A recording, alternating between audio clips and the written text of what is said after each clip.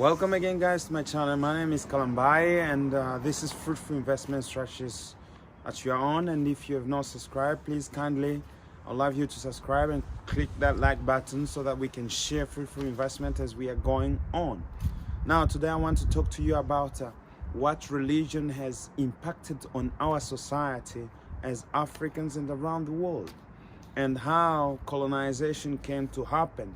You know, sometimes and many times we blame the colonizers, we blame, I don't know, the Americans and all those people of what maybe they have done and what they're doing right now. Truly, I understand, and I can really understand that, and I comprehend that. But still more, there is something we have to do. The thing is, there is bullies, but we have to stand against the bullies. And how do you stand against the bullies? Is by knowing what kind of tactics they have used all around through. And the thing you have to know is that when somebody is threatening you, even when they're small, what is behind them that keeps them strong. So I want to talk to you about religion, how religion has a big impact on how you are kept down and you are kept thinking around with that poor mentality of poverty. So let's go fast forward thinking about the Catholic Church. How has the Catholic Church made us poor? Look, I'm not here to talk about Catholic people. No, I think in Catholic Church there is great people and all that. But I still think that the Catholic Church is the church which keeps really people on the low basis of poverty. Let me explain to you before you can start blaming me for that. You see, Africa is one big continent, and before the colonizers came, we were living in peace and peaceable environment. But as time went along, what I realized is that France came in and they started researching about the African continent, and we have Spain and all Portugal, Greece, and all these powers.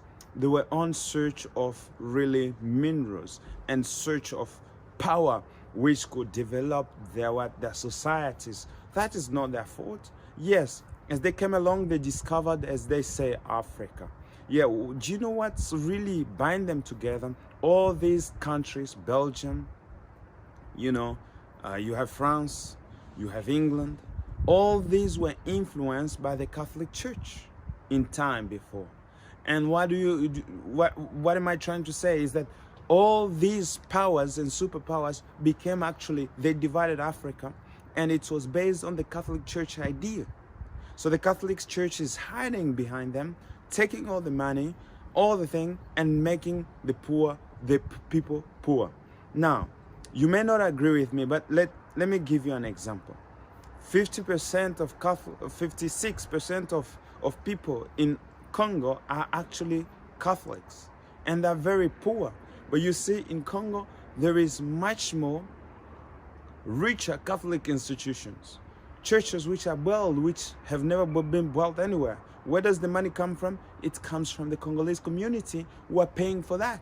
Hospitals in that country, the government cannot build good hospitals to provide for the population, but the best hospitals, they're provided by the Catholic Church. So you see, the Catholic Church provides for the best infrastructure, the best security, the best of everything that the people need.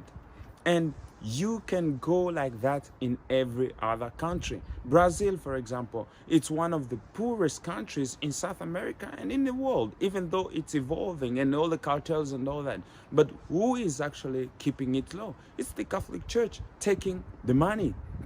Well, did you know that the richest country in the world is the Vatican? Why is the Vatican the richest country in the world?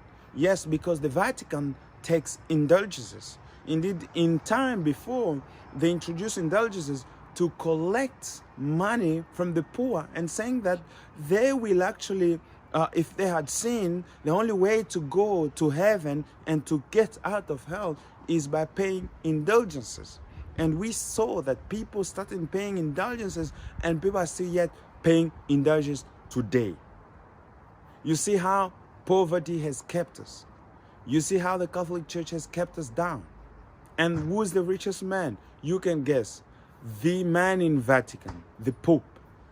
So guys, I think the first thing we have to do, I'm not saying that religion is bad, but I'm saying religion has really taken us on a side whereby it has killed our people. It has blinded our people. Look at Africans, how actually the pastors are really gaining money and wealth in the continent.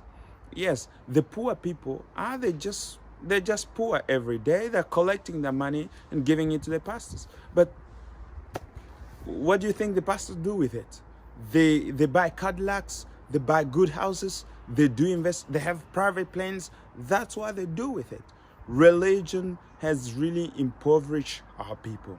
The thing is, we have to get outside of religion. We have to get to break the code of religion, because in religion they told you that, okay, being poor is going to heaven. No, being poor is not going to heaven.